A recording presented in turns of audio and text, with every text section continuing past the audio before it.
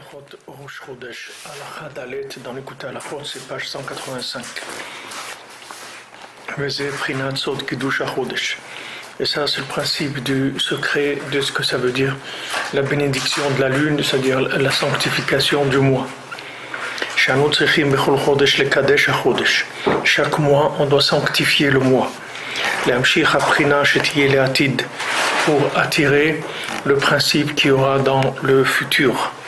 Shehu Milui Bkimat Alvana Mimiuta, que, comme on a parlé la semaine dernière, le but de la création, c'est de remplir la diminution de la lune de manière à ce que l'évidence de la présence divine, elle soit complètement, elle soit complète, c'est-à-dire qu'on arrive à une évidence totale. C'est un davar ou behemet sod gadol, she'efsar le'asigo. Parce que behemet, ce principe-là, c'est un très grand secret qui est très difficile à comprendre. Il dit ici qu'on ne peut pas comprendre. Afilou Moshe Rabbeinu netkasha bazeh. Même Moshe Rabbeinu, comme on a dit, il a eu des difficultés dans ce sujet-là, c'est-à-dire comment faire la sanctification de la lune.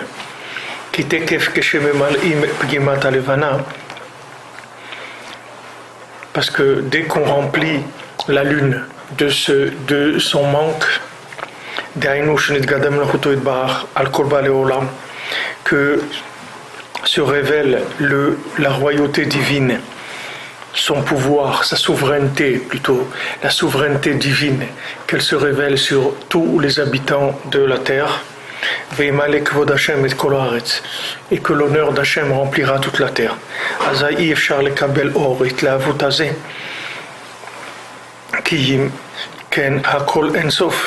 Donc maintenant, comment on va recevoir à ce moment-là la lumière de cet enthousiasme-là, puisque tout va être Ensof, tout va être infini. Donc maintenant, ce ne sera pas possible de se révéler dans quelque chose de fini. Donc comment on va faire?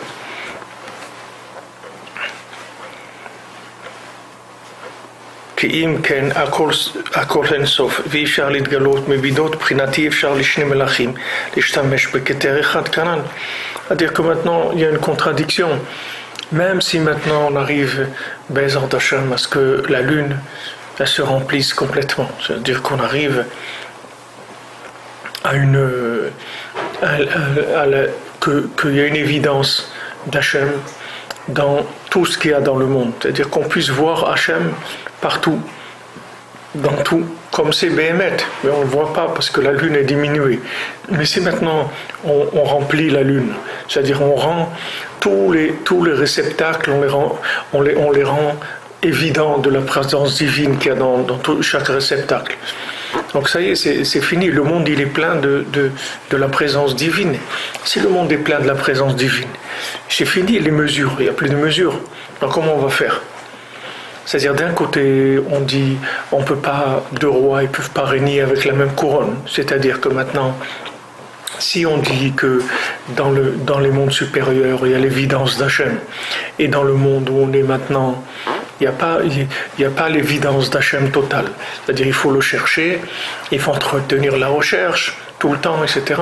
Sinon, ça disparaît. Même si quelqu'un il était conscient de l'existence d'Hachem, aujourd'hui, s'il ne fait pas un travail, demain il va oublier. Ça va petit à petit, ça va s'émousser, ça va partir.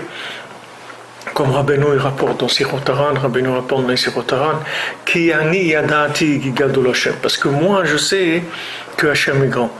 C'est-à-dire que Rabbeinu dit que on peut pas parler de ça, on peut pas dire à quelqu'un, tu sais combien Hashem il est grand, parce que ça veut rien dire. C'est-à-dire que c'est comme si vous dites à quelqu'un, c'est bon. Alors c'est bon comment?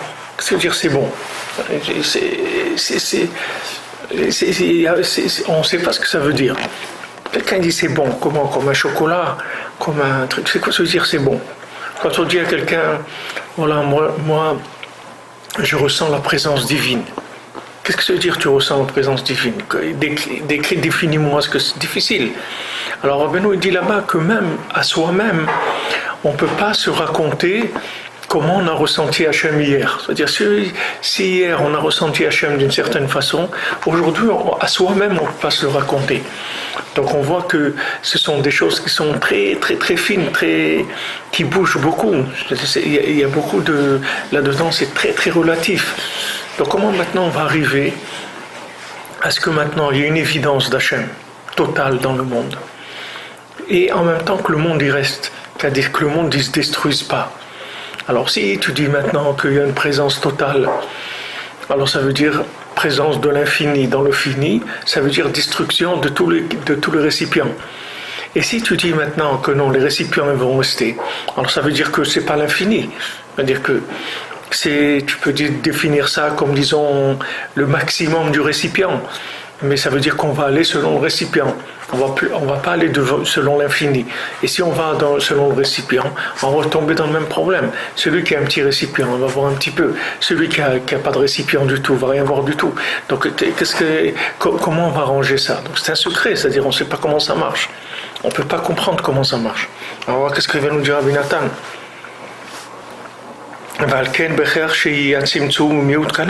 Donc maintenant, déjà, on est obligé de dire qu'il va y avoir contraction et diminution.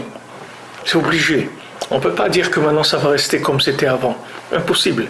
Parce que s'il y a cette révélation-là, il y a pas, c'est fini, le monde n'existe plus.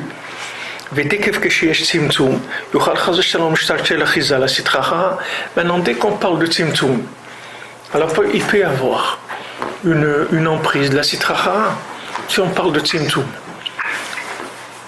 Si on parle maintenant, vous baissez l'intensité de la lumière. Dès que vous baissez l'intensité de la lumière, tout de suite il y a des confusions qui vont commencer. Déjà le vert et le bleu, ou le marron, tout ça, vous n'allez plus voir les couleurs de la même manière, parce qu'il y a une baisse d'intensité de la lumière. Donc ça va prêter confusion. Et la Sitra Achara, elle va rentrer là-dedans, parce qu'elle va dire non, mais c'est bleu ça, c'est pas vert. Le serpent il vient, il lui dit mais non, Hachem il t'a dit de pas toucher, de pas manger. Après il la pousse, elle touche, il dit tu vois, regarde, tu as touché, tu es pas morte. Mais Hachem il a jamais dit de pas toucher. C'est-à-dire la Sitra Achara, elle rentre quand les choses sont pas claires. Donc si maintenant il n'y a pas une révélation claire de la lumière, si on dit qu'il y a maintenant une diminution et une contraction, alors maintenant ça veut dire qu'on laisse la porte ouverte au mensonge. Alors comment ça va marcher cette histoire-là? Comment maintenant le monde il va progresser de façon unanime, que tout le monde va reconnaître Hachem, et en même temps ce sera une lumière contractée, diminuée? Très difficile.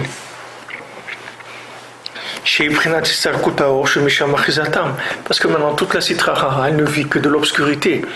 La Sitra Achara, elle cherche les endroits obscurs, parce que c'est là où elle peut faire son mensonge, là où une clarté de la vérité, elle ne peut même pas commencer. Donc elle va chercher là où c'est pas très clair. Donc maintenant ce secret-là, on ne peut pas le comprendre aujourd'hui. Alors voilà, au moins on est tranquille, on n'a pas de souci à se faire, c'est une chose, on ne peut pas la comprendre.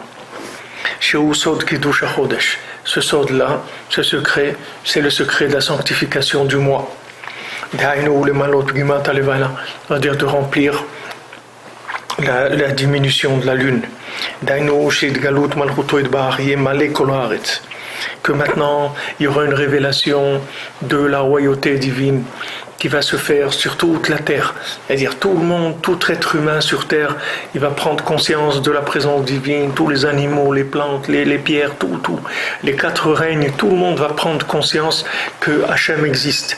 Alors comment ça va être possible cette conscience, et en même temps de rester dans le Tzimtzum, en même temps de ne pas éclater, de pas disparaître dans l'infini.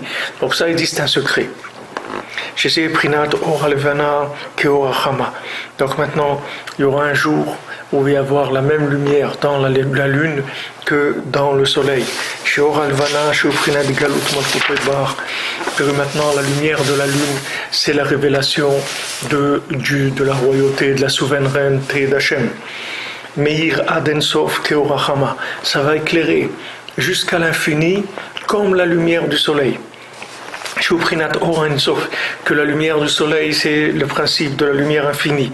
Prinat Ve'en Nistar Mechamato, comme c'est écrit, il n'y a rien qui est caché de son soleil. C'est-à-dire le soleil, il éclaire tout. Il n'y aura plus un endroit d'ombre dans le monde. Plus un endroit d'ombre. Tout ça sera illuminé. Donc il n'y a plus de mensonges. Personne ne peut dire ouais mais regarde, peut-être c'est ça, il n'y a pas de peut-être. Tout va être évident. Alors comment c'est possible que d'un côté on va être dans une révélation de la lumière totale et d'un côté on pourra encore recevoir sur nous le jour divin, c'est-à-dire qu'on ne sera pas complètement soumis à l'infini, c'est-à-dire on ne va pas disparaître dans l'infini, on va rester dans le fini et recevoir le jour divin. Ça veut dire qu'il va y avoir une intensité de lumière qui sera proportionnelle, c'est-à-dire qu'on va pouvoir la supporter et en même temps elle va être totale.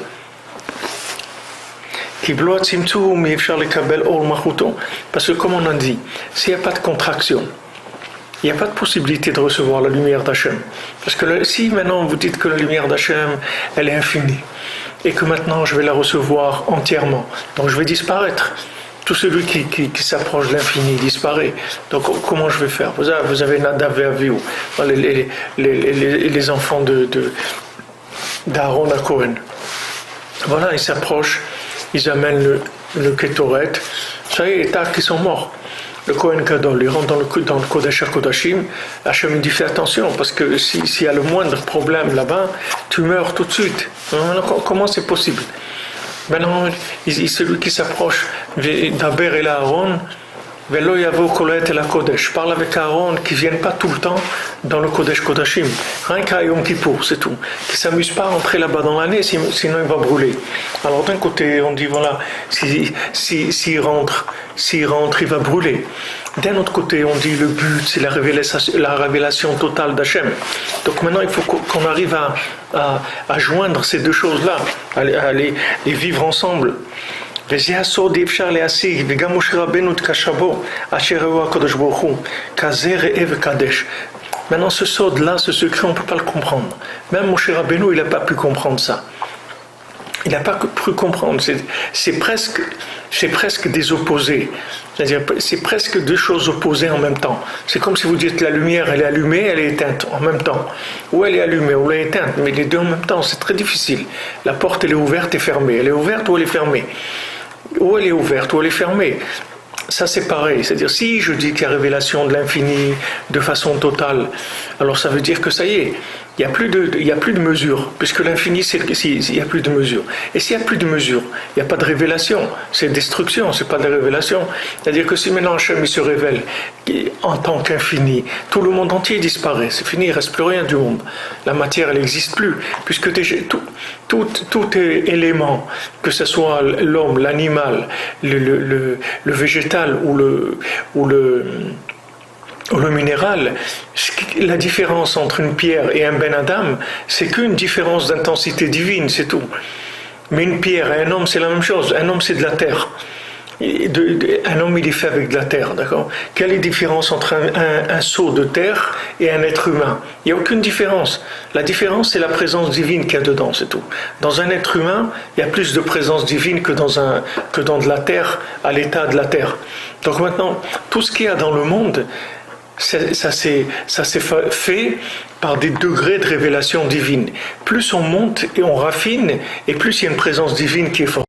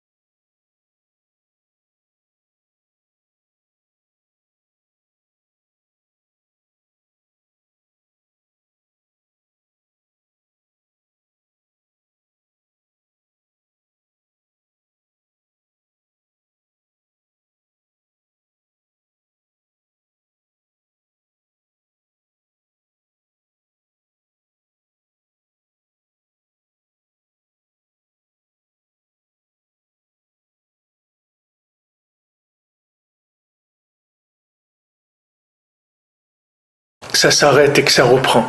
Si vous prenez le courant alternatif, ça s'arrête et ça reprend. Mais ça s'arrête et ça reprend tellement vite que vous ne vous rendez pas compte que ça s'arrête et que ça reprend. Ça a l'air comme du continu. Vous ne vous rendez pas compte que c'est de l'alternatif. C'est-à-dire comment Hachem, et on pourra en même temps vivre dans notre corps et en même temps vivre l'infini. Par ce secret-là de Maté Velomati. C'est-à-dire je vois et je ne vois pas en même temps. Mais ça sera pas, ces notions, elles ne seront pas décalées. Nous, maintenant, cette notion, je vois et je ne vois pas, on peut pas les vivre les deux en même temps parce qu'on est dans une notion de temps qui ne permet pas de vivre deux contraires comme ça. Mais quand il va y avoir la révélation, alors ces choses-là, on pourra les vivre. On pourra vivre en voyant et en ne voyant pas, et que le fait qu'on voit et qu'on ne voit pas, ça se passe tellement vite que c'est comme si on voyait tout le temps. Les maasé. C'est à ça qu'on va arriver.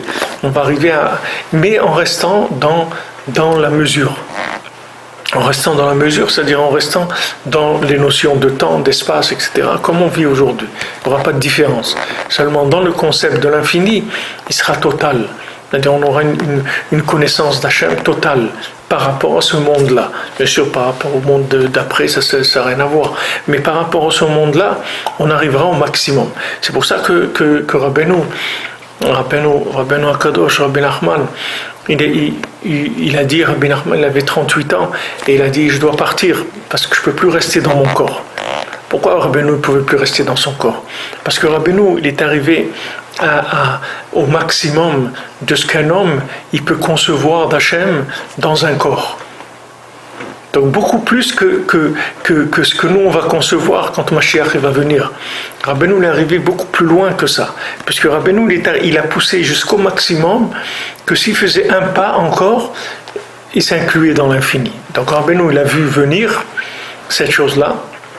Il a dit voilà, maintenant je dois partir, c'est tout. Il a dit je dois enlever le vêtement, c'est-à-dire que je peux plus. Là où je suis arrivé au maximum de ce qui est concevable de l'infini dans un corps. Maintenant je dois laisser le corps parce que je dois continuer. Je peux pas en rester là. Je suis obligé de continuer. Donc Rabbeinu il avait 38 ans. Alors maintenant des gens ils ont dit à Rabbeinu mais comment tellement jeune vous nous laissez, etc. Rabbeinu il a dit c'est pas qu'il faut dire tellement jeune, il dit au contraire, il dit j'ai vécu beaucoup par rapport à ce qu'il était Rabbeinu, il a vécu vieux, c'est 38 ans, c'est très vieux pour Rabbeinu, par rapport à ce qu'il était, par rapport à l'intensité de la vie qu'il avait, parce que Rabbeinu il a écrit le Sefer Hamidot, Rabbeinu il avait 6 ans quand il a écrit le Sefer Hamidot, et Rabbeinu Rabbeinu quand il est allé en Eretz Israël, il avait des visions d'Hachem, des concepts d'Hachem qui étaient déjà très très très élevés. Rabbeinu franchissait des milliers de kilomètres de concepts divins à chaque instant. Rabbeinu il avançait de façon extraordinaire et il est arrivé au maximum qu'un être humain il peut concevoir dans un corps. Fini après. Donc, vous voyez que les maasé, c'est lié, c'est-à-dire que le maintien de la lumière dans le corps, c'est un très grand secret. C'est-à-dire comment on va arriver à une évidence d'Hachem tellement grande et on va rester dans notre corps. On ne va pas sortir de notre corps. On va rester dedans. Et en même temps, on va savoir qu'il n'y a que Hachem, c'est tout. Il n'y aura plus de questions, il n'y aura plus de doute, il n'y aura plus de questions. Il va y avoir une évidence dans l'infini, et en même temps, on va rester dans des récipients. Voilà, j'essaie un petit peu de bricoler, parce que c'est pas quelque chose. Rabbi Nathan, il dit, on peut rien comprendre, on peut être tranquille, que vous pouvez tourner en rond toute la vie, vous n'allez pas comprendre ça. Mais essayez un petit peu de voir. Pourquoi on ne peut pas comprendre? Qu'est-ce qui nous empêche de comprendre? Alors le passage il dit Rabbi Nathan, pourquoi ça s'appelle le secret de l'année où on fait un 13e mois, on fait le deuxième mois de Hadar. Prinat Sodot Torah. Pourquoi ça s'appelle Sod? Parce que c'est le principe des secrets de la Torah. Parce que maintenant, cette chose-là, on doit la laisser secrète. Parce que si maintenant ce secret-là, il se révèle, c'est-à-dire le secret de la sanctification du mois, Sod Milou Yalvana, c'est-à-dire comment on va remplir la lune de son manque, Mibgimata, Sheaz Ola Alvana, à ce moment-là, la lune elle va monter, et Prinat Malchut, c'est-à-dire que maintenant la royauté d'Hachem elle va remonter jusqu'à Aden Sof, jusqu'à l'infini. Imken Itbatel Haolam Legamre. Alors le monde il va complètement s'annuler.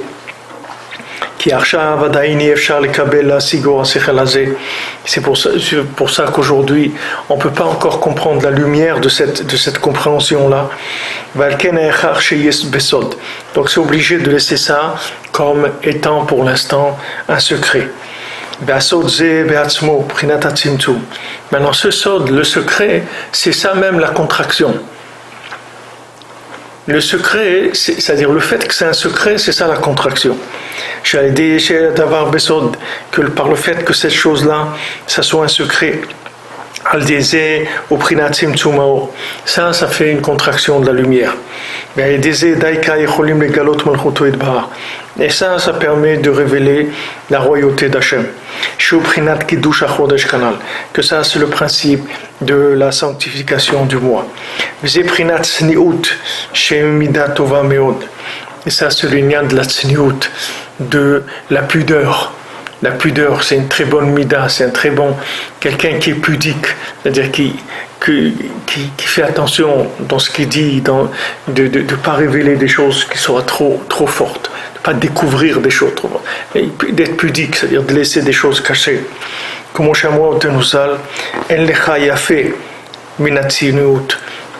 les Chachamim nous ont dit, il n'y a pas plus beau que la tsniout, il n'y a pas quelque chose de plus beau que quelqu'un qui est tsanoua, quelqu'un qui a cette pudeur-là. Comme c'est écrit, sois pudique dans tes chemins d'Hachem. C'est-à-dire ce que tu fais, tout, fais-le caché, ne fais pas tout n'expose pas les choses, fais-le caché.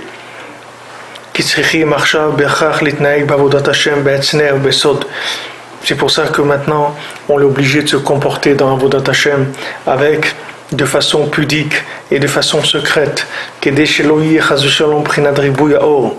Pour que maintenant, il n'y ait pas trop de lumière. Et que tout, ça retourne par l'infini. Et à ce moment-là, la royauté d'Hachem, sa souveraineté, elle ne pourra pas du tout se révéler, puisque la personne elle aura disparu dans l'infini. On aura mis tellement de lumière que la personne elle va disparaître. Et ce que je vous ai dit, c'est ce que je vous ai dit la semaine dernière. C'est ça le problème qu'on a. C'est-à-dire, c'est ça notre problème aujourd'hui. Si Hachem ne nous donne pas de la lumière, on n'avance pas. S'il nous donne de la lumière, on commence à être en extase devant la lumière et on s'explose complètement. Alors comment trouver là-dedans un équilibre? C'est un sod. C'est pas pachout de trouver ça. C'est pas pachout. C'est-à-dire comment la personne elle peut vivre avec des secrets tellement et fonctionner normalement. Ça, c'est ça toute la pudeur de l'individu. La pudeur, le fait d'être pudique, le fait d'être secret, d'être caché. C'est-à-dire, on n'est pas obligé d'exposer tout ce qu'on ressent et de le montrer de façon à ce que ça devienne quelque chose une ribouille or, c'est-à-dire une lumière qui va dépasser toutes les limites. On peut vivre les choses de façon discrète, de façon pudique. Ça, c'est une mida extraordinaire. Et si maintenant on n'a pas ça, alors la lumière, elle détruit. La pudeur, c'est d'accepter le tzimtzum. La pudeur, c'est d'accepter les vêtements. C'est ça on accepte les vêtements. C'est-à-dire que maintenant, c'est pas parce que maintenant Hachem il m'a donné de la lumière que je vais aller vers cette lumière-là de façon démesurée. Je vois la lumière est très grande et je reviens vers le tzimtzum. C'est-à-dire je vais au travail, je fonctionne normalement. Et en moi, il y a un feu qui brûle, qui est le feu des secrets de la Torah, qui est l'attachement à Hachem. Et tout ça, je le mets dans une vie qui est une vie une vie pudique, pas maintenant que je me laisse emporter complètement par la lumière parce qu'elle va me détruire. Donc si vous voulez, la réaction normale, c'est-à-dire la réaction normale qui est attendue par Hachem, c'est que on soit pudique avec cette lumière. Hachem dit, regarde, maintenant tu es malade, tu te trouves dans l'obscurité, tu te trouves dans le mensonge complètement. Ok, pour te sortir de ce mensonge-là, je suis obligé de t'envoyer une grande lumière, d'accord? Mais fais attention, parce que cette lumière, si maintenant tu la manipules pas avec précaution, sache qu'elle va te détruire. Donc maintenant je ne peux pas faire autrement. Hachem ne peut pas faire autrement que nous envoyer de la lumière. S'il ne nous envoie pas la lumière, on ne va pas sortir du mensonge. Le mensonge, il nous a mangé complètement. Comment on va sortir du mensonge? On ne peut pas. Alors Hachem dit, ok, je vais t'envoyer de la lumière. Mais fais attention. Fais attention. Cette lumière, prends-la avec beaucoup de précaution. Donc ce que je te demande, c'est que maintenant, dès que tu reçois cette lumière, tout de suite, tu commences comme on fait à Pessah, Sfirata Omer. Tu rentres tout de suite dans les Tzimtzumim. Tout de suite, tu rentres dans les contractions. C'est-à-dire, tu rentres dans la norme la plus grande de la terre. C'est-à-dire, tu vas travailler, tu vas avoir une famille, etc. Maintenant, vous voyez, Nadav Avihu, ils sont morts de ça, c'est des grands tzadikim, mais ils n'étaient pas mariés. Ils sont pas entrés dans les Tzimtzumim. Il faut rentrer dans les Tzimtzumim. Maintenant, les gens, ils ont peur, ils disent, ouais, mais si je rentre dans les Tzimtzumim et tout, je vais perdre cette lumière. Tu ne vas pas la perdre, cette lumière. Tu ne vas jamais la perdre. Cette lumière, elle va rester toujours en toi. Toi, n'aie pas peur, rentre dans les Tzimtzumim. Maintenant, si tu as besoin, après, d'une rallonge, d'un crédit de lumière, Hachem va te donner encore, il n'y a pas de problème. Mais seulement, toi, la réaction face à la lumière, c'est de baisser les yeux. C'est ça l'attitude qu'il faut avoir. Vous savez, c'est tout le inyan de l'Avodah Zara. Quand une fois, Rabbi Shimon Bar Yochai est passé avec ses élèves dans un endroit et il a dit à ses élèves, ne regardez pas les idoles. Ne regardez pas la Avodah Zara. Maintenant, c'était quoi? C'était des femmes qui passaient à côté d'eux. Alors il dit, Altifnu el Elikim, el Elilim. Ne vous penchez pas vers les Avodah Zara, vers les idolâtries. Pourtant, c'était quoi? C'était des femmes qui passaient à côté d'eux. Alors maintenant, le principe de la tsniout dans la Torah, pourquoi une femme elle doit être tsnoua? Parce que si une femme elle n'est pas tsnoua, elle n'est pas pudique, elle révèle une telle lumière, elle fait sortir une telle lumière qui détruit le monde. Cette lumière, au lieu d'amener la présence divine, elle amène juste le contraire, juste l'opposé. C'est-à-dire qu'une femme qui est pas pudique, elle repousse complètement le monde d'Hachem. C'est-à-dire elle prend sa lumière et elle brûle le monde avec. C'est-à-dire la beauté qu'elle a, la femme, c'est quelque chose qui détruit le monde. Ça doit être pudique. C'est-à-dire c'est quelque chose qu'il faut habiller, qu'il faut contracter, qu'il faut faire en sorte que ça soit viable pour le monde. C'est pour ça qu'Hachem il a donné la tsniout. La tsniout parce que la femme c'est la shrina. La femme ça représente Hachem dans le monde. Donc cette lumière qui sort de la femme, si maintenant on fait pas attention, elle peut brûler la personne. Alors c'est pour ça que Rabbi Shimon Bar Yochai il leur a dit, ne vous penchez pas vers les idolâtries. Pourquoi l'idolâtrie? Parce que le principe de l'idolâtrie, c'est ça. L'idolâtrie, c'est de vouloir faire rentrer l'infini dans une idole. Et ça, c'est du ribouille or. Qu'est-ce que ça veut dire tu vas faire rentrer? Non, il veut que Hachem il se révèle dans une statue. Mais si Hachem il se révèle dans une statue, il va te brûler. Vas-tu brûler? C'est vouloir attirer de la lumière dans un objet au-delà de ce qui est possible. Au-delà de ce qui est supportable, de ce qui est viable. Alors c'est sûr que les gens ils sont attirés par ça, comme les moustiques qui sont attirés par la lumière. C'est sûr, les gens ils viennent vers la lumière, mais ils ne savent pas que cette lumière va les détruire complètement. Parce que une fois qu'ils vont goûter à cette lumière-là, ils seront irrécupérables, c'est-à-dire on ne pourra plus les recycler dans une vie normale. Toute la grandeur de la Torah, toute la merveille de la Torah, c'est qu'un Ben Adam, il peut être, comme il dit Yaakov Avinu, l'échelle, elle a les pieds par terre et elle a la tête dans le ciel. C'est une échelle. Il a vu des anges qui montent et qui descendent, alors que l'échelle, elle a ses pieds bien par terre et la tête, elle monte jusqu'au Shamaïm. C'est ça un homme. Un homme, c'est quelqu'un, il a ses pieds par terre, et il a son cœur, sa tête, ils sont dans le ciel, ils sont dans l'infini, et ses pieds, ils sont par terre. Et ça, c'est pas une contradiction. Tout le monde peut vivre ça. C'est pas contradictoire. Parce que quand quelqu'un il voit la lumière, il n'est pas obligé de tout manger. Comme quelqu'un il voit un plat et il va tout manger. Non, il va utiliser ce qu'il a besoin pour vivre. Et le principal, c'est qu'il rentre dans les Tzimtzumim. Une fois que maintenant on voit qu'une telle révélation de lumière, il faut aller vers les Tzimtzumim.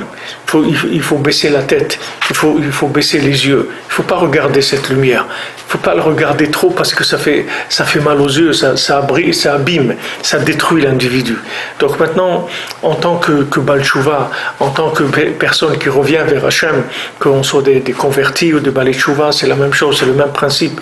C'est-à-dire que du moment où on revient vers Hachem, on revient parce qu'on a reçu beaucoup de lumière. Donc maintenant, il faut savoir que dès qu'on revient, il faut se mettre au travail tout de suite, c'est-à-dire rentrer dans la pudeur, rentrer dans le côté caché, dans le côté discret. C'est là où il faut aller. Il faut aller vers la discrétion, il faut aller vers la pudeur. C'est ça les chemins des gens qui ont vu beaucoup de lumière. Plus des gens ont vu de la lumière, et plus c'est des gens qui sont discrets. Les gens qui voient de la lumière, un peu de lumière, et commencent à raconter à tout le monde, mais les gens qui voient beaucoup de lumière, ils ne parlent pas, il ne va pas vous raconter ce qu'ils voient. Il vit normalement, c'est tout. Il vit normalement avec cette lumière-là. Mais seulement, il fait attention de contracter, de rester dans la pudeur par rapport à cette lumière, de manière qu'elle ne devienne pas destructrice. Parce que dès que cette lumière, elle dépasse la dose, on tombe dans le même problème que l'obscurité. Ça refabrique de l'obscurité. Quand il y a trop de lumière, ça alimente le côté négatif, puisqu'il n'y a pas de récipient. Donc le côté négatif, il utilise cette lumière en trop. Et avec ça, ils nous font du mal. C'est ce qu'on vit en Eretz Israël. Tout le problème qu'on a en Eretz Israël, c'est ça. C'est qu'on n'est pas au niveau de vivre en Eretz Israël. Qui est-ce qui est au niveau de vivre en Eretz Israël? Rabbi Nathan, il dit dans l'écoute de Tfilot, je ne suis même pas au niveau de prononcer ce mot-là dans ma bouche, de dire Eretz Israël avec ma bouche. Je ne suis même pas au niveau de pouvoir dire un mot comme ça, tellement kadosh qui est Eretz Israël. Je ne suis pas capable. C'est pour ça que Rashi, vous voyez, il parle des deux. D'un côté, il dit, normalement, Hachem, il aurait dû commencer par le secret de la Torah. C'est-à-dire, il dit, voilà, il y a un secret, sachez qu'il faut que vous sanctifiez le moi. Ça, c'est le secret de la Torah. C'est le secret principal de la Torah. On va commencer par le Tzimtzum. Mais si on commence par ça, on ne va rien faire du tout. Hachem, il a vu, comme il a dit pour la création, il a voulu créer le monde avec la Midat Hadin, avec la rigueur. Et il a vu que ça ne marchait pas. Donc il a associé à la rigueur, il a associé la miséricorde. Et là, ça a commencé à marcher, un petit peu au début. Après, ça a bien marché et ça marche de mieux en mieux. Tu vois que sa miséricorde, elle va être totale. Il y aura complètement l'annulation de la rigueur totale. Maintenant, la lune, c'est le reflet de l'infini dans la matière, d'accord? Maintenant, quand on s'approche de la lune, c'est-à-dire qu'on voit la lumière d'Hachem dans la lune, elle est très très forte, parce que c'est la lumière d'Hachem qui rentre dans le reflet, c'est-à-dire que c'est une révélation très très forte, la lumière d'Hachem qui entre dans la lune. On doit faire attention à cette chose-là. C'est-à-dire il faut faire attention, il faut une pudeur par rapport à cette lumière. Alors Rashi, il joue sur les deux notions, c'est-à-dire d'un côté, il vous dit voilà, normalement, elle aurait dû commencer par ça, par ce secret-là, puisque c'est le secret de la vie. Et je dis, mais d'un autre côté, il faut nous dire qu'on est des voleurs, qu'on a pris Eretz Israël. Quel rapport ça entre ces deux choses-là? Quel rapport? D'un côté, tu me dis, voilà, tu sais, normalement, la Torah, elle aurait dû commencer par te parler de la sanctification du moi, d'accord? Parce que ça, c'est le secret du monde, c'est le secret de la révélation de l'infini dans la matière. Ok. Il dit, mais maintenant, comme les goïms, ils vont vous dire que vous avez volé Eretz Israël, alors il a commencé par Bereshit pour dire, voilà, regarde, Hachem, il vous a donné à vous, il a créé le monde. D'abord, il vous a donné à vous. Et maintenant, il a décidé de nous la donner. Donc, c'est à nous. Parce que c'est Hachem qui a créé. Mais quel rapport est entre ces deux choses-là? Qu'est-ce que ça change? Que la Torah, elle commence pas par Bereshit, qu'elle commence par Achodesh Hazelachem, quelques psukim, un pasuk ou deux, et après elle dit voilà, Eretz Israël et Am Israël. Quel rapport il y a entre ces choses-là? Quel rapport? Il y a un rapport, c'est sûr, c'est dans le même Rashi. C'est-à-dire qu'il parle de l'un et de l'autre comme un il a bloqué l'autre. C'est-à-dire que maintenant, du fait que maintenant, les goïms, ils vont dire, vous êtes des voleurs, vous avez volé Eretz Israël, c'est pas votre terre, ça fait qu'on ne peut pas révéler la mitzvah du Kiddush HaChodesh. C'est-à-dire on ne peut pas en parler maintenant. On va s'embarquer dans de l'histoire et des choses et tout, et il n'y a que des mois après qu'on va commencer à parler des mitzvot et de cette mitzvah-là de sanctifier le mois. Donc on a un problème, c'est que la terre d'Israël, c'est un ribouille. C'est-à-dire que maintenant, il n'y a personne qui peut dire je vais vivre en Eretz Israël, je suis au niveau. Il n'y a personne qui est au niveau. Normalement, Eretz Israël, c'est un endroit comme le Kodesh Kodashim, c'est-à-dire on devrait aller une fois par an et faire 4 pas et ressortir tout de suite et repartir de là où on est venu. Parce que c'est une lumière qui est très très forte, Eretz Israël. C'est une lumière, une présence divine très très forte. Maintenant, c'est déjà les générations d'avant. Ils n'ont pas eu le mérite d'habiter en Eretz Israël parce que la lumière était trop forte. Alors qu'est-ce qu'on va dire nous? Yatmé des Yatmé, d'orphelins, des gens détruits pratiquement totalement. Qu'est-ce que nous on va avoir la possibilité de rentrer en Eretz Israël? Alors qu'est-ce qu'il a fait Hachem? Il a donné cette terre-là, il a laissé 7 peuples habiter dessus. Et une fois que ces peuples ils ont habité dessus. Alors on s'est préparé petit à petit avec des raisonnements de vouloir, etc. Et on est arrivé ensuite à conquérir Israël et à ce que cette terre-là, on ait l'accès après tellement de nishionot que les Meraglim ils ont fait ce qu'ils ont fait, que après tous ceux qui ont été contre, ils sont morts dans le désert, ce que la génération d'après, tout ça c'est des approches de la lumière de l'infini, c'est-à-dire qu'on ne pouvait pas d'un coup, c'était pas possible. Donc il y a un lien entre le Kiddush du Chodesh et l'Eretz Israël. Vous voyez tout ce qu'on vit aujourd'hui, toute cette haine qu'il y a, tout ce monde entier qui est tourné contre nous, etc., c'est uniquement parce qu'il y a un ribouille or. C'est pour ça qu'il y a tout ça. C'est parce que n'importe comment qu'on le prend, on est dans un ribouille or. C'est-à-dire vivre dans le palais royal, c'est un ribouille or. C'est-à-dire vivre dans un endroit où il y a une présence divine tellement forte, c'est un ribouille or. C'est-à-dire c'est beaucoup de lumière. Donc cette lumière-là, elle alimente le côté négatif. Le côté négatif, il prend de ce surplus de lumière. Mais maintenant, Baruch Hashem, chaque jour, il y a plus de mitzvot qui se font en Eretz Israël. Il y a plus de gens qui viennent en Eretz Israël aussi.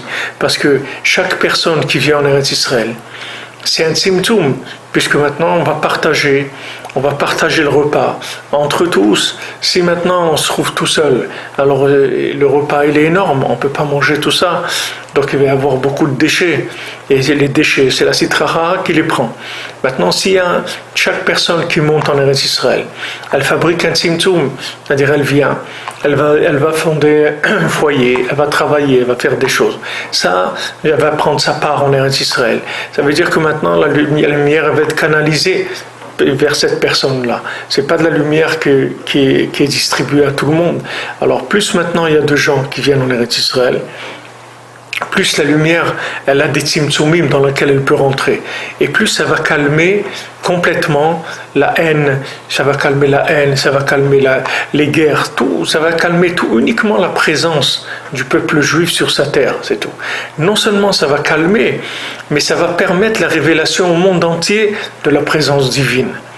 Quand maintenant il y aura assez de monde en Eretz Israël pour que la lumière d'Eretz Israël elle puisse être véhiculée dans des récipients, automatiquement tout ce qui s'alimente, tout le côté négatif, il pourra plus s'alimenter du surplus de lumière parce qu'il n'y en aura pas. Et à ce moment-là, il y aura une révélation d'Hachem dans le monde. Donc maintenant, le Yishuv Eretz Israël, il est très très important parce qu'il est lié avec la mitzvah de Kiddush HaChodesh. Je ne sais pas si j'arrive à me faire comprendre, parce que c'est des choses qui sont très profondes. C'est difficile de descendre avec ces choses-là de façon que ce soit très, très clair.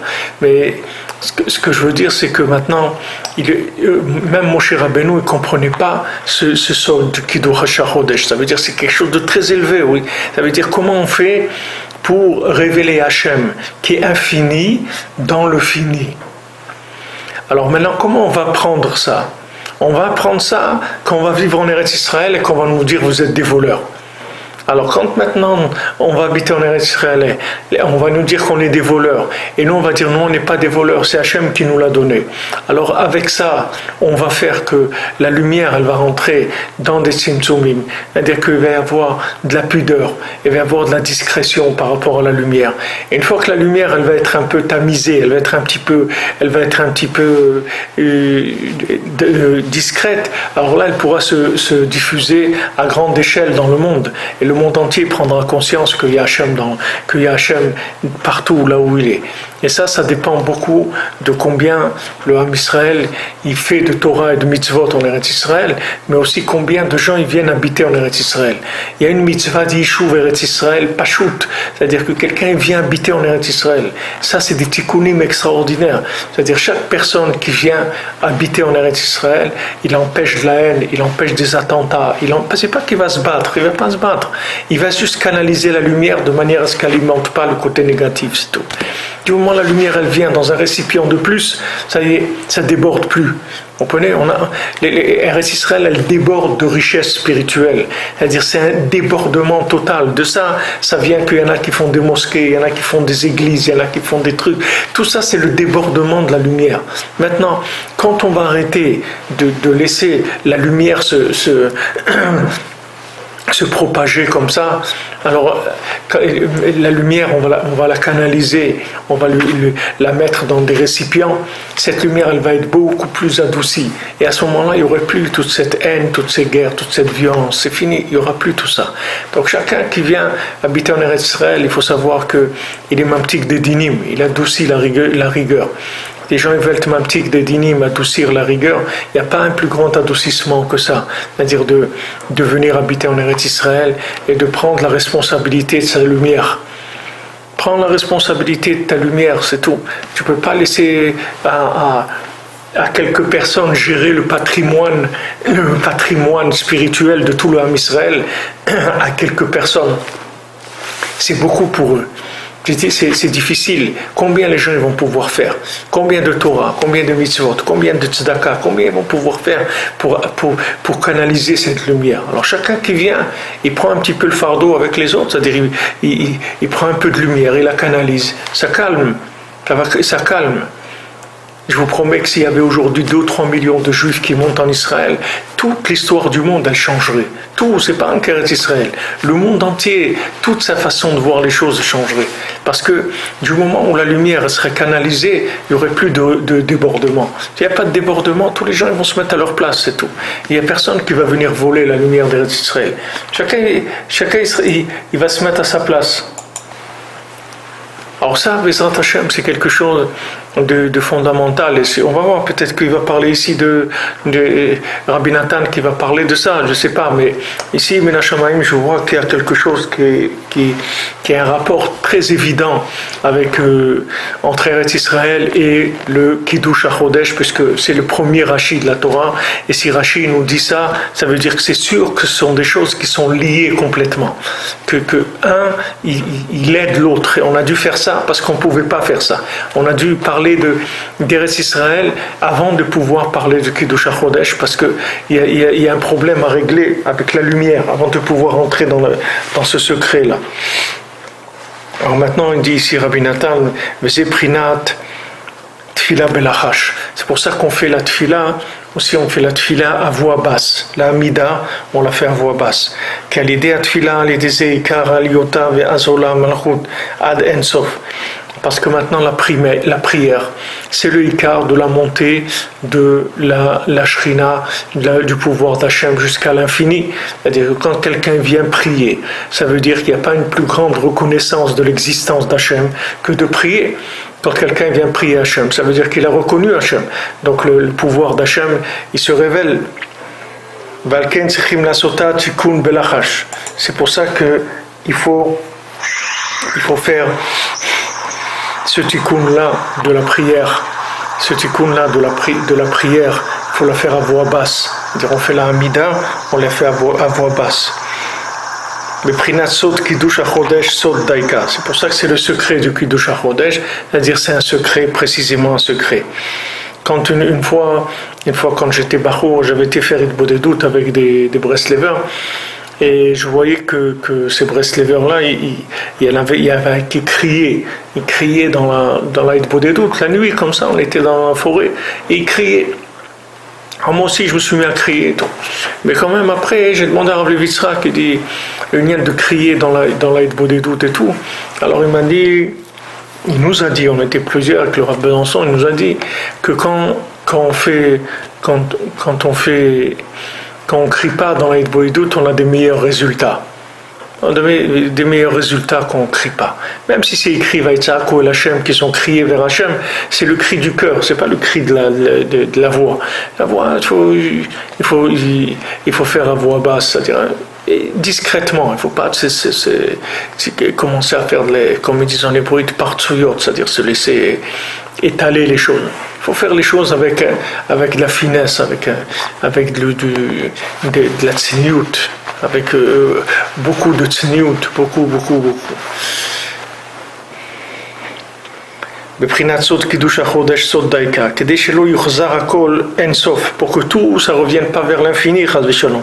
כי עכשיו עדיין לא נתגלה זה השכל של קידוש החודש, שתוכל להתגלות המלכות עד אין סוף. Parce que pour l'instant, le secret du Kiddush HaChodesh, c'est-à-dire le secret de la sanctification du mois, il ne s'est pas encore révélé de manière à ce qu'il y ait une révélation de la royauté d'Hachem jusqu'à l'infini. Et malgré ça, on peut quand même recevoir la malchut d'Hachem, c'est-à-dire on n'a pas encore ce secret que d'un côté il va y avoir une révélation de la lumière totale et d'un autre côté on pourra rester, ça sera dans des récipients, ça ne va pas nous détruire.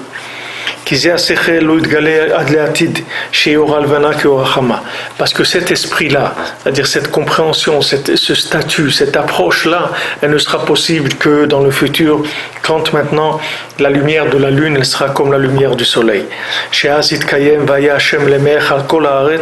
Comme c'est écrit, à ce moment-là, Hachem sera le roi sur toute la terre. À ce moment-là, Hachem sera un et son nom aussi. Maintenant, même si quelqu'un veut amener un petit peu de lumière de ce principe-là, que ça c'est l'élévation de la Malchut, c'est-à-dire comment on fait monter la royauté d'Hachem, c'est-à-dire qu'il y a plus de révélation de sa souveraineté, Prinat Kiddush HaChodesh, que ça c'est le principe de la sanctification du mois, Prinat Mizot Ola, Mi-Imzot Ola, comme on avait dit, Mizot Ola, c'est-à-dire quelle est celle qui monte, Mi-Imzot Ola, qui est-ce qui monte avec la Malchut. C'est-à-dire quand on dit comment maintenant on fait monter Hachem, Imzot avec la Malchut, c'est-à-dire que c'est comme ça qu'on va faire monter Hachem. C'est-à-dire que maintenant, par le fait qu'on révèle la royauté d'Hachem, que maintenant on se soumet à Hachem plus dans ce monde, ça permet à sa royauté, sa souveraineté d'être plus connue dans le monde. Donc maintenant, ça, on doit le faire en secret. Comme le secret du mois en plus. Ça c'est le principe de la prière à voix basse. Et ça, il fait allusion, Rabbeinu, dans la Torah en question,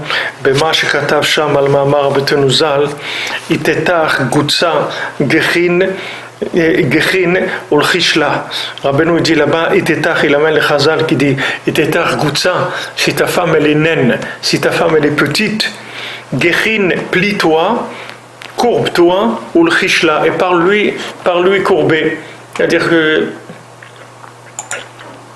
Parle-lui courbé. C'est-à-dire que maintenant, si ta femme maintenant, elle est petite de taille, alors baisse-toi vers elle et parle-lui.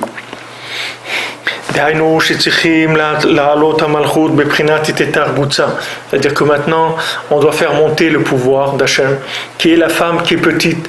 La femme, c'est, comme on te dit tout à l'heure, c'est la Shrina. Donc maintenant, elle est petite, elle n'est pas très révélée, donc elle est petite de taille, elle est pas très connue. Beprinat Amaora Katan, c'est le petit luminaire. Et c'est ul Chishla. Et maintenant, c'est ça le chishla, c'est-à-dire parle-lui belachash, parle-lui doucement à l'oreille. C'est juste, tu lui parles doucement, tu te baisses et tu lui parles doucement. Aïn Sham, va voir là-bas. Tfila belachash daika. C'est pour ça qu'on fait la prière à voix basse précisément. Parce que quand on doit élever le pouvoir, c'est-à-dire faire élever la royauté d'Hachem, qui est le petit luminaire, que maintenant on veut arriver à ce que toutes les deux lumières elles aient la même intensité. Que maintenant Mi, qui est la 50e porte, elle monte avec Zot, qui est la Malchut, qui est le pouvoir d'Hachem. Que ça se fait avec la prière. Puisque tout l'union de la prière, c'est de faire monter le pouvoir d'Hachem, de faire connaître Hachem. C'est pour ça qu'on doit faire ça à voix basse, que ça soit un secret. Mais c'est ça le secret de la sanctification du mois. Et c'est pour ça quand il y a des rapports entre l'homme et la femme, ça doit être dans une grande pudeur. Parce que le zivug de la Gdusha, c'est-à-dire quand un couple il a des rapports dans la Gdusha, c'est ce principe-là. La alotisha irat Hashem prinat amor akaton les prinat shnei amerot agdolim. De faire monter la femme qui craint Hashem, qui elle s'appelle le petit luminaire, à faire monter vers le grand luminaire qui est le mari. V'seir sheyeh betzniut gadol prinat sod kanal. Il faut que ça passe dans beaucoup, avec beaucoup de pureté, avec beaucoup de tsniout, avec beaucoup de, comment je vous ai dit, la tsniout, que ça soit caché, ça soit avec beaucoup de discrétion, beaucoup de pudeur. Vav alken sodaïbour lonim sarak l'Israël. C'est pour ça que ce secret-là, il n'y a que le Ham Israël qui a le secret de la sanctification du mois. Comment ça marche l'année avec un mois en plus? Comme c'est écrit, ça c'est votre sagesse et ça c'est votre chokhma et votre bina, votre force de déduction aux yeux de toutes les nations.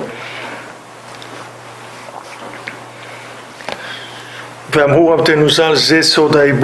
Khamim, ils ont dit, qu'est-ce que c'est notre sagesse et notre force de déduction par rapport aux nations? C'est justement ce secret-là du 13e mois. Parce que maintenant les nations qui vivent en s'alimentant du côté négatif, eux, ils s'alimentent du fait que la lumière est cachée.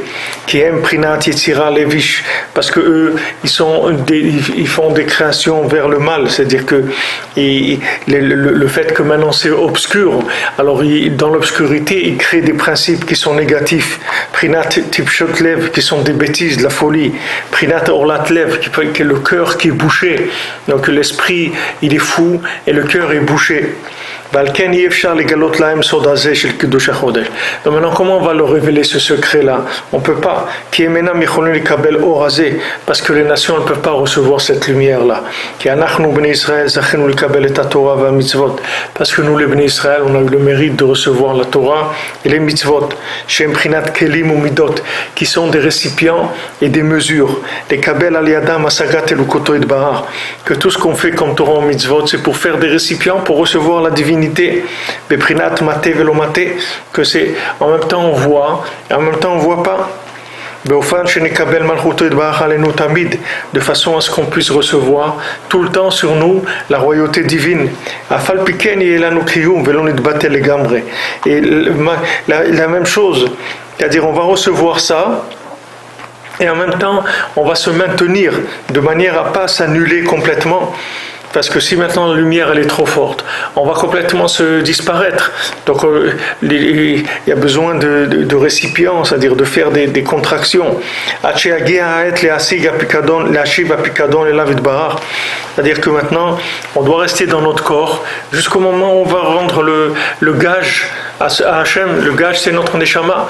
C'est-à-dire on va rester dans ce monde et on doit rester là jusqu'à quand Hachem il décide qu'on doit partir. On va lui rendre notre âme. Mais tant qu'on est là, il ne faut pas partir avant l'heure. Il ne faut pas tirer plus de lumière que ce qu'on peut. Mais maintenant les nations, elles n'ont pas reçu la Torah. Et donc du moment où elles n'ont pas reçu la Torah, elles n'ont pas ces récipients-là pour recevoir la lumière. Alken,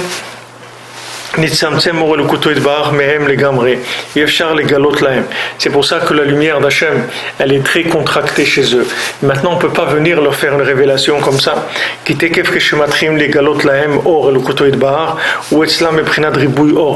Parce que dès qu'on commence à leur révéler la lumière d'Hachem chez eux, alors ça devient de ribouille or, trop de lumière.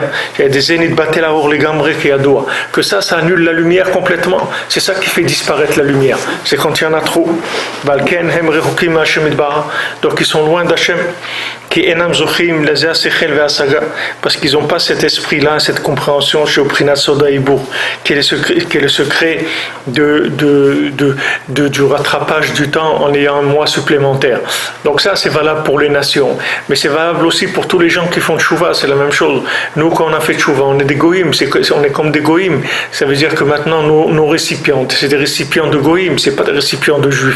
Nous on vient de là où on vient, chacun il vient de la poubelle d'où il vient, et là-bas il n'a pas de récipient juif.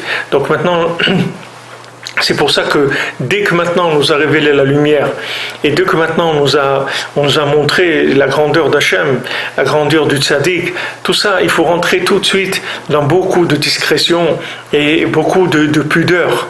Beaucoup de pudeur et de discrétion, c'est-à-dire rentrer dans une vie tout à fait normale. Parce que les Maasé, on a des midotes beaucoup plus goy que juifs. Alors il faut faire très attention à la manipulation de la lumière. Parce que si la lumière, on a un tout petit peu trop de lumière, elle va nous exploser notre vie complètement. Il faut faire attention. Maintenant les gens ils viennent vers la Torah. Ils sont tout feu, tout flamme, ils ont envie. Voilà, allez, on va faire. Il faut se calmer. Il faut se calmer. Tu vas rien faire du tout, tu vas te calmer, c'est tout. Tu vas te calmer, tu vas aller au travail, tu vas t'occuper de gérer ta famille, ta maison et tout. Et voilà. Et après, Bezat Hachem, tes enfants, ils vont être déjà avec des récipients juifs, ça va être autre chose complètement. Mais toi, tu es un candidat libre, tu es quelqu'un, il vient comme ça, tu n'es pas inscrit tu n'as pas passé toutes les étapes qu'il fallait passer, tu n'as pas été à l'école, tu n'as pas fait le bac, tu as fait tout ça, tu vas aller à l'université, c'est bien, mais tu rentres en candidat libre, c'est tout, tu t'assois dans un coin, tu regardes ce qui se passe, etc. Mais tu n'oublies pas que toi, tu n'as jamais été à l'école, c'est tout. Il ne faut jamais oublier ça. C'est-à-dire qu'un Baal Tchouva, il vient de là où il vient. Il faut savoir que la lumière, pour lui, c'est indispensable. Il en a besoin comme du pain. Donc il a besoin de lumière tous les jours. Mais d'un autre côté, il ne faut pas qu'il se prenne au sérieux, il ne faut pas qu'il croie qu'il est arrivé à quelque chose. Pour l'instant, c'est un goy juif. Mais il est plus goy que juif. Donc il faut qu'il aille doucement, très très doucement. Très doucement. Beaucoup de lumière et aller doucement. Même si on a besoin, bon Hachem, de la lumière, on en a, Rabbeinu, il te donne des tonnes de lumière. Pas besoin, il n'y a pas personne au monde qui va te donner autant de lumière que ça. Mais toi, ton attitude, c'est tout de suite la pudeur, rester dans la pudeur, rester dans la discrétion, d'aller le plus dans l'humilité possible. Il faut faire très attention à ça. Parce que, comme il dit ici Rabbi Nathan, que maintenant, quand il y a trop de lumière, ça va éteindre la lumière complètement. Après, les gens ils tombent dans l'obscurité. Après, ils se retrouvent complètement déconnectés de tout, à cause de la lumière. Donc, comme je vous ai dit, c'est la contradiction de notre génération, c'est qu'on est obligé de consommer beaucoup de lumière, mais d'un autre côté, il faut aller doucement. Comme vous voyez, par exemple, les voitures, ils font des voitures qui roulent à 240 à l'heure, mais les massés, jamais vous allez les essayer, parce qu'il n'y a aucune route dans le monde où vous pouvez rouler à 240 à l'heure. Donc, elle est là, la voiture, c'est vrai, elle a 6 cylindres, ou 8 ou 12, mais seulement vous allez Vous allez rouler pépère à 90 à l'heure, c'est tout. C'est comme ça. Même que le moteur il peut monter à 240, mais il n'y a pas de route pour ça. Donc vous roulez à 90, c'est tout. C'est tout, c'est le principe de la tchouva. Voilà, maintenant il y a beaucoup de lumière. Bon, Hachem, on nous envoyer de la lumière. Mais maintenant, moi, mon attitude par rapport à la lumière, c'est de revenir tout de suite à l'humilité, à la discrétion, de prendre ça avec beaucoup de pudeur, beaucoup de pudeur. La lumière, il faut beaucoup de pudeur. Il faut toujours remercier Hachem, de dire voilà comment Hachem, d'où il m'a sorti, comment il m'a montré cette lumière des tzadikim qui est nifla, comment Hachem m'a montré tout ça. Pour Hachem, c'est un cadeau extraordinaire. Donc il faut que je sois conscient de ça. Et il faut que je reste tranquille, c'est tout. Il ne faut pas commencer à s'affoler. Il faut rester tranquille, doucement. Maintenant, j'ai vu la lumière. Bon, Hachem, cette lumière m'a permis de faire ce que j'ai fait dans ma vie, de m'engager dans la Torah, de faire les manger kasher, de faire Shabbat, d'avoir des enfants dans la kashrut, dans la pureté familiale, et même de vivre en Eretz Israël. Tout ça, c'est des choses très élevées. Donc maintenant, ça, elles sont à prendre avec beaucoup de précautions, beaucoup de pudeur, faire très attention à ça. C'est quelque chose qui est fondamental dans la tchouva. Nous, on reçoit ce secret par les tzadikim de la génération. Chez Prinat Moshe, que eux, c'est le principe de Moshe. Asher lahem levad nimsar asodazé. Que eux seulement, ils ont ce secret-là. Et ils nous montrent le chemin. Vous voyez, même pour quelqu'un qui est dans la Torah et qui n'est pas un Baal Shuvah et tout, c'est que le tzaddik adore qui montre le chemin. Il y a personne qui peut commencer à faire des élucubrations avec la lumière de la Torah. Non, même qu'on voit la lumière de la Torah et tout, mais on doit écouter le tzaddik, c'est tout. Le tzaddik il dit Feit Bodedut, tu dis Shulchan Aruch, Ve'oman Oshana, c'est tout ça, c'est le pain. Et après, doucement. Tout le reste doucement, c'est eux qui nous montrent le chemin. De manière à ce qu'on puisse prendre le joug divin sur nous. Et que le monde il se maintienne quand même. Pas que maintenant on prenne le joug de la Torah et qu'après on a pris cette lumière-là et on a foncé, après on a détruit tout autour de nous. C'est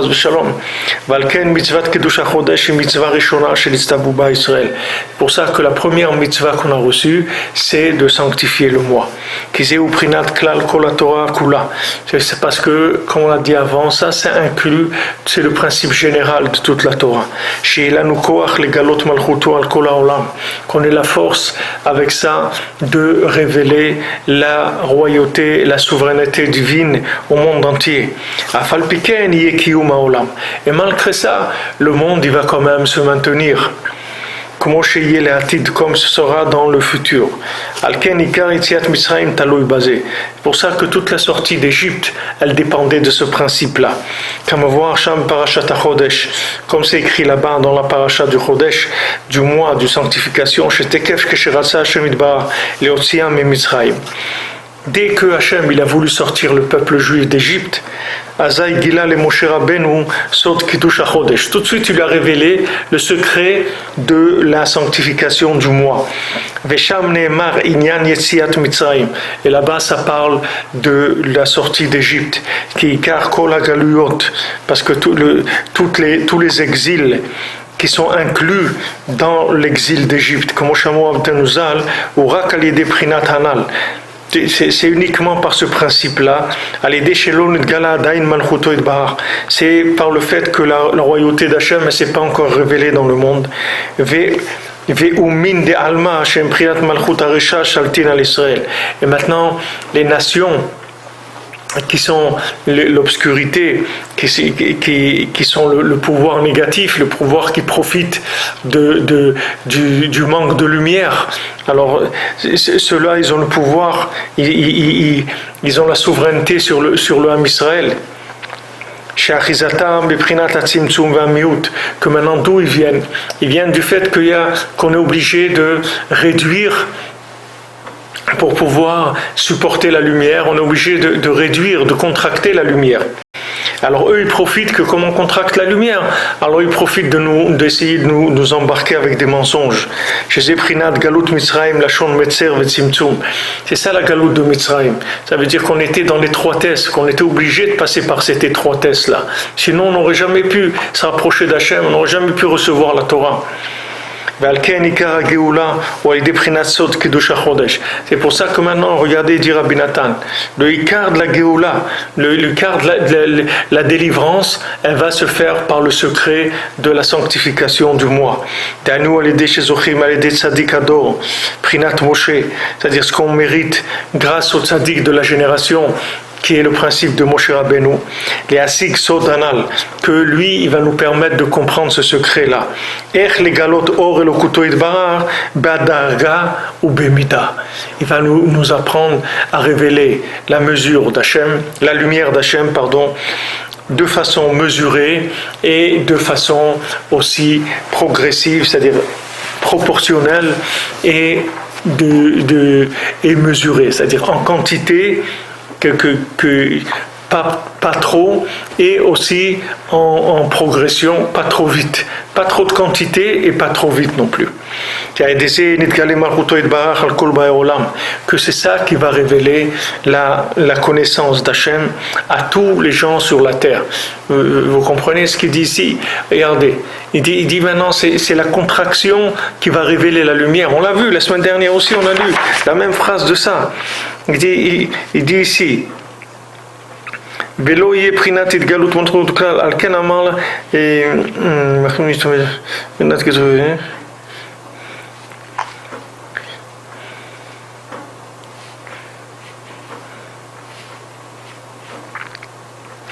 on a dit parce que la révélation elle se fera que par la contraction. Alors un Baal Tshuva il comprend pas ça, parce que pour faire le pas, pour sortir d'Égypte, il a vu les plaies, des trucs extraordinaires. Maintenant il sort, on lui dit allez Sfirata Omer, rentre ton travail et allez boulot. T'occupes ta famille, de tes gosses, tu leur fais la douche, tous les trucs. Et attends, mais moi, tu sais la lumière que j'ai vue. Mais justement, parce qu'avec de la lumière, maintenant, rentre dans la discrétion, rentre dans la pudeur, rentre dans l'ombre maintenant. Rentre dans l'ombre. Ça y est, tu as vu la lumière, bon Hachem, tu es sorti, maintenant mets-toi au travail, c'est tout. Parce que si tu fais pas ça, tu vas rien révéler du tout. Rien, tu vas tout perdre. Si tu fais pas ça, tout va partir. Alors, rentre dans la pudeur, rentre dans la discrétion, va doucement.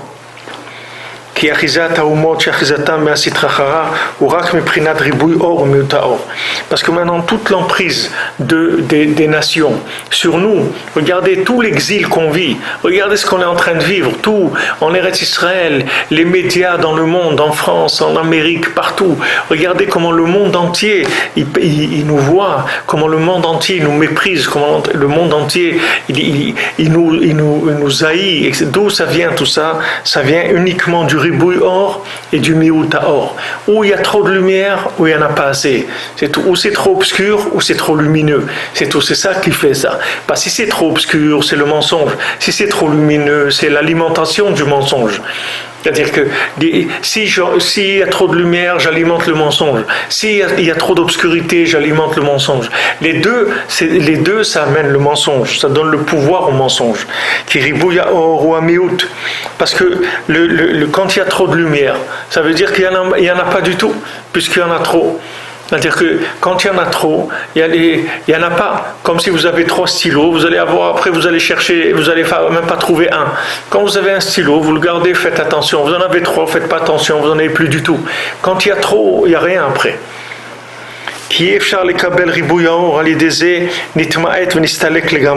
Parce que trop de lumière, on ne peut pas recevoir. Alors la lumière, qu'est-ce qu'elle fait? Elle se diminue, elle disparaît complètement. Tout celui qui a une connaissance plus grande que ses actions, sa connaissance elle va le quitter. Parce que maintenant, quand quelqu'un il a trop de lumière, la lumière elle va disparaître. Parce qu'il y en a trop. Quand il y en a trop, il ne reste plus rien.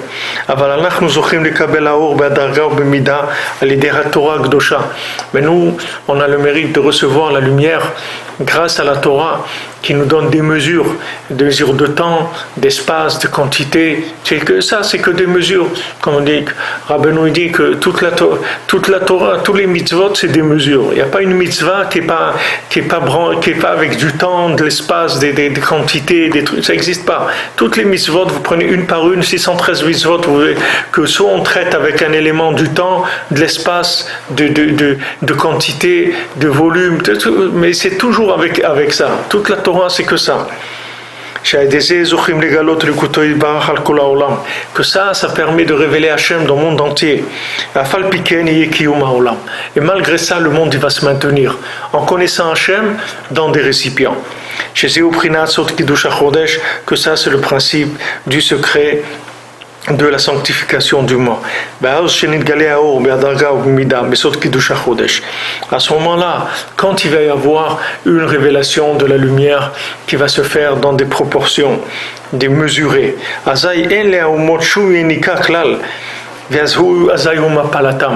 à ce moment-là, il n'y a plus d'emprise. Les nations, elles n'ont plus d'emprise du tout sur nous.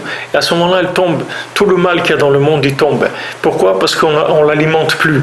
C'est-à-dire, on a fait le dosage de la lumière. Que d'un côté, la lumière, elle est assez forte pour nous éclairer et être conscient de la crainte et de l'amour d'Hachem. Et d'un autre côté, c'est pas trop fort pour pas dépasser nos capacités et alimenter la Sitra Achara. D'un côté, on éclaire assez de manière à ce que le mensonge ne puisse pas nous avoir. Et d'un autre côté, on n'en fait pas trop de manière à pas nourrir l'autre côté. כי נקטם הוא רק על ידי שיצמצם האור ביותר מבחינת מצרים והם זוכים לגלות אור אלוקותו יתבהר בתוך הצמצום אז שיש להם מניקה.